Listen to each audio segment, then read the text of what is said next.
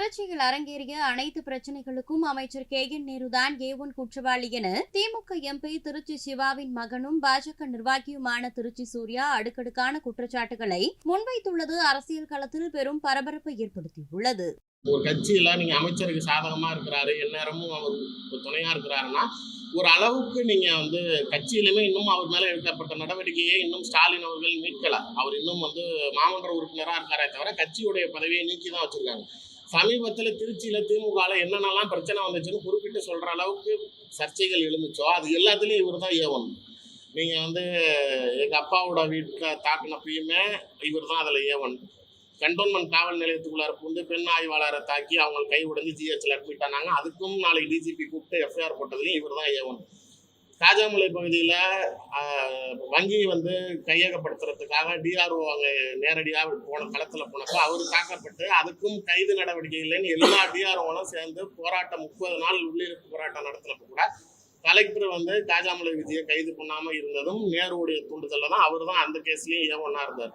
இதுக்கு முன்னாடியே மாமன்ற கூட்டத்திலேயே மேயரை ஆபாச வார்த்தைகளில் பேசி அந்த வீடியோக்களும் வெளியில் வந்துச்சு. இதை சார்ந்து நான் ஒரு வீடியோ கூட பதிவிட்டு இருந்தேன். மாநகராட்சி அலுவலகத்துக்குள்ளாரே போய் மாநகராட்சி ஊழியர்களை அவருக்கு கான்ட்ராக்ட் கொடுக்கலன்னு சொல்லி கொலை மிரட்டல் கொடுக்குறாரு. அவரை நான் எப்படினாலும் நீ வெளியில தானே வருவா, வா உன்னை நான் வெட்டிடுறேன், காரோட வச்சுறேன். அவர் கேட்குறாரு, நீ அடித்தாலும் என்னை கொன்னாலும் இதில் என்ன பிரயோஜனம் இருக்குன்னா என் கோபம் அடையும், என் கோபம் ஆதங்கம் அடையும். நாளைக்கு பரவாயில்ல எனக்கு கொடுக்காதவனா நான் வெட்டிட்டேங்கிற சந்தோஷம் எனக்கு வரும். நீ கான்ட்ராக்ட் கொடுக்க மாட்டேன்ட்டு எல்லாம் வரவளை வெட்டிடுறேன் அப்படின்னு சொல்லி பேசுகிற அளவுக்கு அதற்கு அப்பாற்பட்டும் அரசு அதிகாரிகளை மிரட்டுறாங்கன்னு சொல்லி காவல்துறை எந்த நடவடிக்கையும் எடுக்கல. KN நேரு இதுக்கு முன்னாடி வரைக்கும் இதே வேலையை தான் பார்த்துக்கிட்டு இருந்தாரு. இப்போ டிஜிட்டல் மீடியா, சோசியல் மீடியா அதிகமானதுனால விஷயங்கள் எங்கேயும் மூடி மறைக்க முடியாமல் வெளியில் வருது. என்னதான் வெளியில் வந்தாலும் தனக்கு ஆதரவாக இருப்பவர்களை ஸ்டாலினே எதிர்த்தாலும் நான் அவங்கள பாதுகாப்பேன் அப்படிங்கிற மாதிரியான விஷயங்களை இவர் மீண்டும் மீண்டும் செய்கிறப்ப இது மக்களுக்கு, அதிகாரிகளுக்கே இது எல்லாமே நீங்கள் நல்லா நோட் பண்ணி பாருங்கள். ஒன்று போலீஸ் அட்டாக்கு, ஒன்று MP அட்டாக்கு, MP வீட்டில் அடிக்கிறீங்க, இன்னொரு ஸ்டேஷன் வரப்போது போலீஸ் அடிக்கிறீங்க, இன்னொரு பக்கத்து பேங்க் ரெக்கவரிக்கு போகிற DRO அடிக்கிறீங்க, இன்னொரு பக்கத்து மாநகராட்சி அலுவலரை உள்ள போட்டு அதிகாரியே மிரட்டுறாங்க. இது எல்லாமே அரசாங்க அதிகாரிங்க.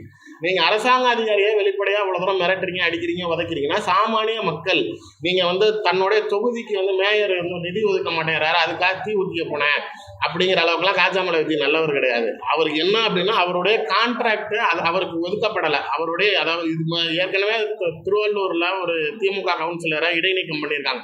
அதே மாதிரி காஜாமலை விஜயும் இடைநீக்கம் பண்ணணும். அவருடைய மனைவி பேரில் சிடோ கிரெடார்னு சொல்லி ஒரு கான்ட்ராக்ட் கம்பெனி ஒன்று நடத்துகிறாங்க. அது சட்ட விதிக்கு உட்பட்டது. மாமன்ற உறுப்பினர்களுடைய குடும்பத்தில் உறவினர்கள் யாரும் கான்ட்ராக்டராக இருக்கக்கூடாது, மாமன்ற கான்ட்ராக்ட் இருக்கக்கூடாது. நீங்கள் கவுன்சிலராக இருக்கீங்கன்னா உங்களுடைய மனைவி இருக்கக்கூடாது, இல்லை நாளைக்கு அவங்க மனைவி இருக்காங்கன்னா அவர் வீட்டுக்கார இருக்கக்கூடாதுங்கிறது சட்டம். ஆனால் இவர் தனிப்பட்ட முறையில் அவர் மனைவி பேரில் பல கான்ட்ராக்டுகள் தொடர்ச்சியாக எடுக்கிறாரு. செய்திகளை உள்ளது உள்ளபடி தெரிந்து கொள்ள ரெஃப்ளெக்ட் நியூஸை சப்ஸ்கிரைப் பண்ணுங்க.